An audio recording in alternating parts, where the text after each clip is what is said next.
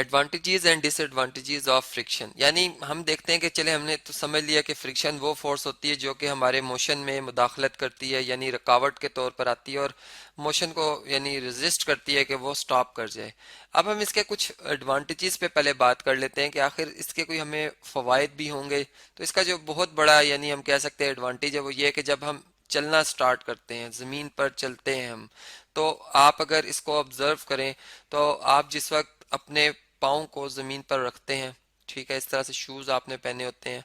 अब आप जब पाँव रखते हैं ज़मीन पर तो आप अपने जो यानी फिंगर्स हैं इससे ज़मीन को बैक साइड पर फोर्स लगाते हैं, ठीक है। और उसके रिएक्शन यानी एक्शन और रिएक्शन हमने कहा था जो है वो क्या होते हैं जी, सेम होते हैं मैग्नीट्यूड में, अपोजिट डायरेक्शन। तो ज़मीन आप पर एक रिएक्शन के तौर पर फोर्स लगाती है उसी डायरेक्शन में, और जिस डायरेक्शन में आप फोर्स लगा रहे होते हैं रिएक्शन के तौर पर मैग्नीट्यूड सेम। तो अब उसमें क्या होता है कि वो रिएक्शन जो है वो आपको यानी आप चूंकि बैलेंस रखते हैं अपने आप को तो आप मूव कर सकते हैं। और फिर फ्रिक्शन का यहाँ पर क्या रोल है कि जो हमारे पाँव और जो ज़मीन की एक रफनेस है उनके दरमियान एक जो रगड़ है वो हमें एक इनफ हमने एक इतनी एक जो है वो फोर्स प्रोवाइड करती है कि हम ज़मीन के ऊपर इजीली मूव कर सकते हैं। यानी इस बात को मैं ऐसे समझाता हूँ कि अगर मैं एक बर्फ की एक जो है वो बिल्कुल एक स्मूथ सरफेस लेता हूँ जो कि ज़मीन की यानी सरफेस से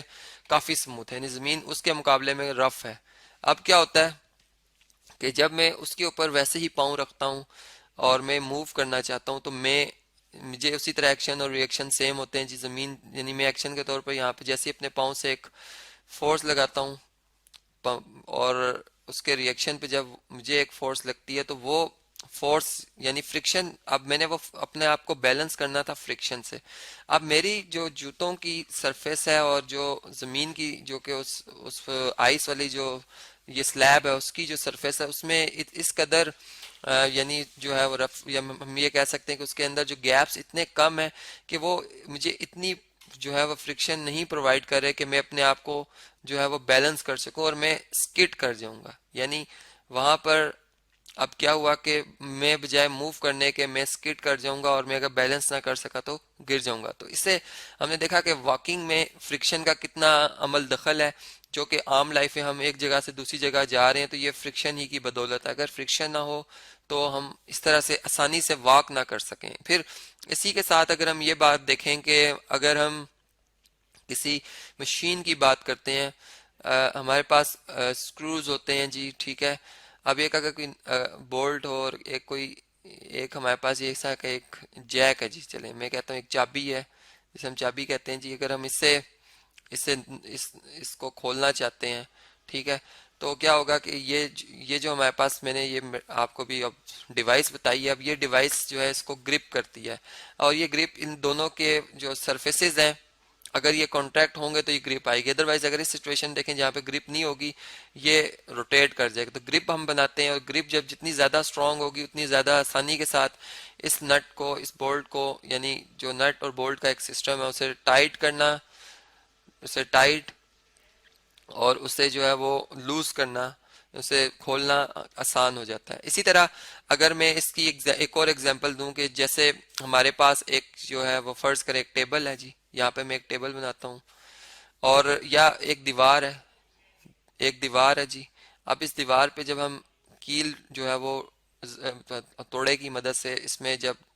धंसाते हैं तो अब वो कील जो है वो बेसिकली जब इसमें यानी अटैच होता है इस दीवार में या इस टेबल्स को अगर देखें तो इसके जो ये जॉइंट्स हम जोड़ते हैं ये सिर्फ और सिर्फ इस वजह से है कि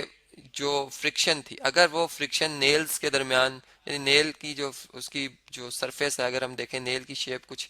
इस तरह की होती है, अगर वो बहुत ही स्मूथ हो तो वो दीवार के अंदर जो एक फ्रिक्शन की वजह से एक इनफ एनर्जी अपने इनफ फोर्स अपने अंदर जो है वो ले आता है कि वो फिर उस दीवार को मजबूती के साथ उसमें अटैच हो जाता है और फिर जो ऑब्जेक्ट हमने उसके साथ हैंग टांगना होता है वो हम आसानी से टांग लेते हैं। तो ये फ्रिक्शन ही की बदौलत है। और इसी तरह अगर हम यूं बात करें कि एक एक बाइक या एक जो मोटर कार है एक जब वो मूव कर रही है एक स्मूथ सरफेस पे, ठीक है, अब इसका जो टायर है इसका टायर जो है, अगर मैं इसको, इस बॉडी को, इसको रोकना चाहता हूँ इस गाड़ी को, तो मुझे इसके जो ब्रेक शूज होते हैं उनको प्रेस करना होगा, जो कि इसके रिम के साथ अटैच होते हैं। और वो एक इनफ जो है वो ब्रेक्स हमें, या फोर्स हमें जो है वो प्रोवाइड करते हैं कि हम जो है वो इस रोड के ऊपर जिस पे ये गाड़ी मूव कर रही होती है उस पर हम अपने आप को रोक सकें। यानी हम एक सडनली ब्रेक्स नहीं लगाते जिससे कि स्किडिंग भी हो सकती है। हम एक नॉर्मल ब्रेक लगाते हैं तो बड़ी आसानी के साथ जो है हमारी कार जो है वो वहां पर रुक जाती है। तो इस तरह से हमने ये भी बात देखी। फिर दूसरी बात ये कि अगर हम जो है वो माचिस की बात करते हैं, आपने देखा होगा जी माचिस की अगर डिब्बी जो है, अगर हमारे पास, अगर फर्ज करें, चलें ये शेप है जी इसकी, और इस पे जो है वो इस तरह से इसकी बाउंड्री के ऊपर, इसकी बाउंड्री के ऊपर यहाँ पर कुछ मटेरियल लगाया जाता है जी, ठीक है। और जबकि अगर माचिस की तीली को भी अगर हम देखें जो कि इस तरह से होती है, उसके आगे भी एक हमारे पास मटेरियल होता है जी, केमिकल, यानी हम कह सकते हैं, जो कि इससे जब रगड़ खाते हैं तो एक उसकी चूंकि वो, यानी रगड़ने से फ्रिक्शन की वजह से वो माचिस जो है उस, वो हमारी क्या हो जाती है जी, जल जाती है। एक उसमें फायर छोटी सी एक जो है वो नमूदार हो जाती है, जिसकी मदद से हम जो है वो अपने फायर, जैसे अगर हमने किसी चीज़ को जलाना है या हीट यानी हासिल करने के लिए, हम इस तरह से ये जो है वो वर्क करते हैं। इसी तरह अगर हम डिसएडवांटेजेस के हवाले से देखें तो डिसएडवांटेजेस, चलें जी इन्हें हेडिंग भी बना देते हैं। तो ये हमारे पास क्या क्या आ सकते हैं एडवांटेजेस, स्पेलिंग ठीक करते हैं जी, एडवांटेजेस। तो इसमें हमारे पास जी अगर हम देखें तो, अगर फर्ज करें, मैं यूं बात करता हूं कि एक कार है, ठीक है, जो कि एक स्मूथ सरफेस पे मूव कर रही है, या चलें इसके इंजन के हवाले से हम बात करते हैं। अब इंजन जो है वो टायर्स को जो है वो एनर्जी प्रोवाइड कर रहा है कि वो इस पे मूव कर सके, ठीक है। अब ऐसा है कि अगर ये रफ बहुत ज्यादा हो, ये सरफेस बहुत ज्यादा रफ हो, यानी या बहुत ज्यादा मर्ड हो, यहाँ पर कीचड़ हो, तो ये क्या होगा कि इंजन जो है इसका वो बहुत ज्यादा क्या हो जाएगा जी, हीट अप हो जाएगा। यानी उसको बहुत ज्यादा एनर्जी रिक्वायर होगी इस गाड़ी को मूव करने के लिए। और अगर ये गाड़ी मूव ना करे तो इससे क्या होगा कि जो टायर्स हैं, अगर हम टायर्स को भी देखें तो, अगर एक प्लेन रोड पे मैं बात करता हूँ, एक बंदा बहुत ज्यादा ब्रेक्स, बार बार ब्रेक्स जो है वो यानी स्पीड अप करके ब्रेक्स अप्लाई करता है, उससे क्या होता है, रगड़ से, फ्रिक्शन की वजह से उसके टायर्स जो हैं उसकी जो डैमेज है वो हो जाता है, टायर डैमेज हो जाता है, जिससे कि अब टायर रिप्लेस नहीं कर सकते हम। या एक मशीन की मैं बात करता हूँ, जब हम एक एक मोटर की बात करते हैं, जब एक पंप, फर्ज करें ये एक पंप है और इसके अंदर जो एक्सल है जो कि इस तरह से आगे पीछे मूव कर रहा होता है,